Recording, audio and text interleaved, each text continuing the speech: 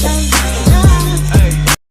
Lovelies, मैं आ चुकी हूँ इसका नेक्स्ट एपिसोड लेकर और कहानी बहुत इंटरेस्टिंग है, इसे एंड तक जरूर देखिएगा। हम बताएं हमारे एपिसोड की तरफ। Plus start. एपिसोड की शुरुआत वही से होती है जहाँ पर सेटल स्टेल का हाथ पकड़ कर कह रहा था, स्टेल मुझे सुबह ही एम्प्रेस की प्लेस पर जाना होगा।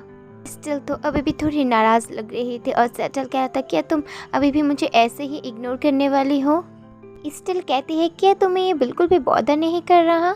एम्प्रेस प्लेस पे चले जाना मुझे छोड़कर, और ऐसा कहकर वो अपना हाथ भी हटा लेती है और सेटल भी उसे देख रहा था।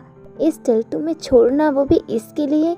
अगर तुम मुझे कभी भी छोड़ना चाहती हो तो तुम्हें एटलीस्ट नॉर्थन कॉन्टिनेंट पर जाना होगा।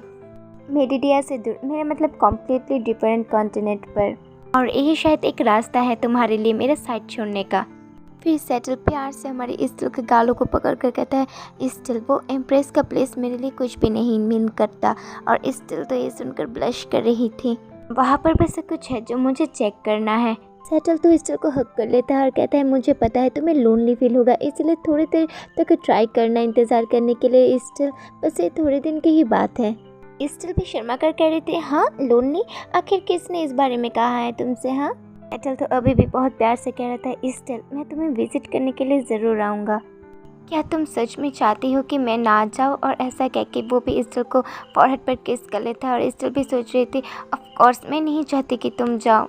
इसमें मेरी भी कोई मर्ज़ी नहीं थी, लेकिन मुझे ये पता चल गया था कि इसमें इसकी भी कोई इच्छा नहीं है, और वो दोनों ऐसे एक दूसरे को किस करने लगते हैं। इस वक्त वो दोनों ही बहुत ब्लश कर रहे थे। फिर सेटल कहता है, स्टिल तुम्हें अब क्या चाहिए? नेक्स्ट सीन में रो कह रहा था, तुम्हें पता है हम जिमन को ह्यूमन के साथ कॉन्टेक्ट क्यों करना पता है? ताकि हम ह्यूमन रिलम पर सर्वाइव कर पाए। हमें ज़रूर ह्यूमन सोल को कंज्यूम करना पड़ता है। जब हम कॉन्टेक्ट पर आते हैं बिल्कुल इसी तरह ह्यूमन इमोशन पर बेस करके, तब हम हमारे स्टेबल फॉर्म पर आ सकते हैं, जैसे तुम अब मुझे देख सकते हो।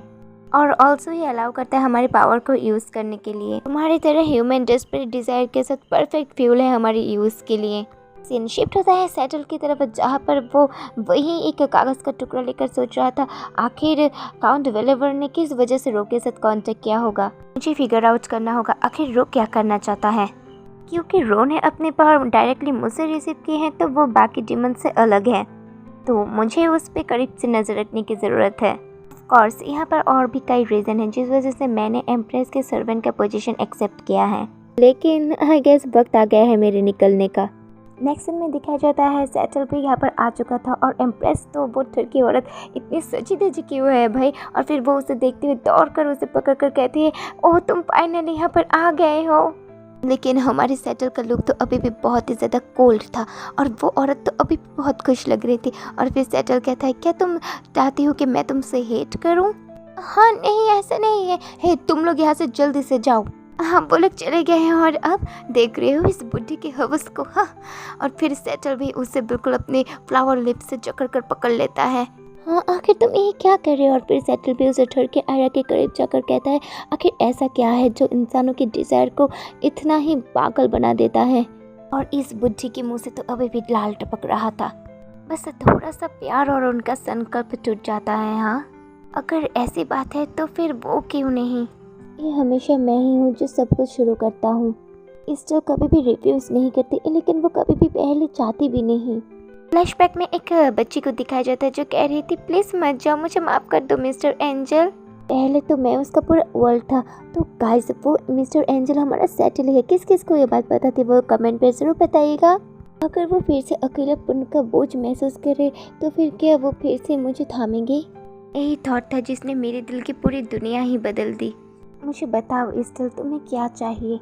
हाँ बहुत अच्छे, मैं बिलीव करता हूँ कि मैं वैसा ही करूँगा जैसा वो चाहती है। तो यहाँ पर मैं अपने एपिसोड ख़त्म करती हूँ। आई नो का इस एपिसोड छोटा हो गया है, लेकिन मैं कुछ नहीं कर सकती क्योंकि ये वहाँ का ऑन गोइंग है, और इसके आगे के चैप्टर अब अगले हफ्ते ही आने वाला है। लेकिन शायद आज एक और चैप्टर आने वाला है, तो अगर आप लोगों को इसका नेक्स्ट एपिसोड आज ही चाहते हैं तो मैं शायद दोपहर तक एक्सप्लेन कर ये आप लोगों को दे सकती हूँ। लेकिन हाँ आप लोगों के अच्छे खासे रेस्पॉन्स के बाद ही मैं ऐसा करूँगी। तो अगर आप चाहते हैं तो चैनल को कीजिए सब्सक्राइब, ताकि मैं जल्दी से खुश होकर आप लोगों को अपलोड कर दूँ। नहीं तो मैं इसे नॉर्मल ही अगले हफ्ते 2 एपिसोड के साथ अपलोड करूँगी।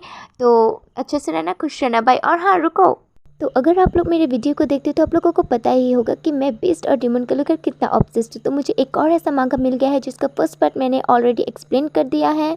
लेकिन कहाँ पर अपलोड क्या है ये जानने से पहले मैं आप लोगों को इस मांगा का शॉर्ट समरी देना चाहूँगी।